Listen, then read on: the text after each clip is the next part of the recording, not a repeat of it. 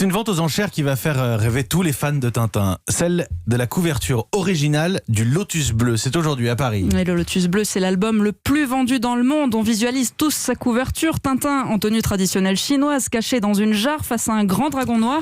Bonjour Diane Chenouda. Bonjour à tous. Et ce dessin sera mis en vente cet après-midi chez Arcurial. Oui, alors ce n'est pas un simple dessin, c'est une très belle gouache et encre de Chine réalisée par Hergé en 1936 pour la couverture initiale du Lotus Bleu.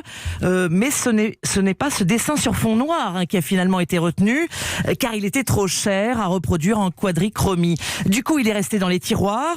Hergé l'aurait donné en cadeau au fils du patron des éditions Casterman quand il avait 7 ans. Et ce sont ses héritiers qui le vendent aujourd'hui pour le plus grand bonheur d'Éric Leroy, spécialiste bande dessinée de la maison Arcurial.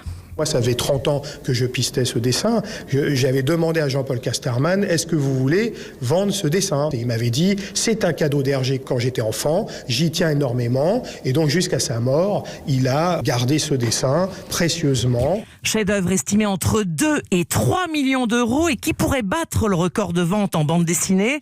Record déjà détenu par Hergé en 2014, avec un lot de pages de garde qui était parti à 2,5 millions d'euros. Pourquoi est-ce que ces planches de bande dessinée s'envolent depuis quelques années? Écoutez, ça fait une quinzaine d'années. Ça a commencé avec Bilal, qui a vendu une de ses planches plus de 370 000 euros. Ce sont des passionnés, souvent quinquagénaires et nostalgiques, mais à ce niveau de prix, ce sont aussi de plus en plus des investisseurs. Diane Chenouda du service culture d'Europe 1.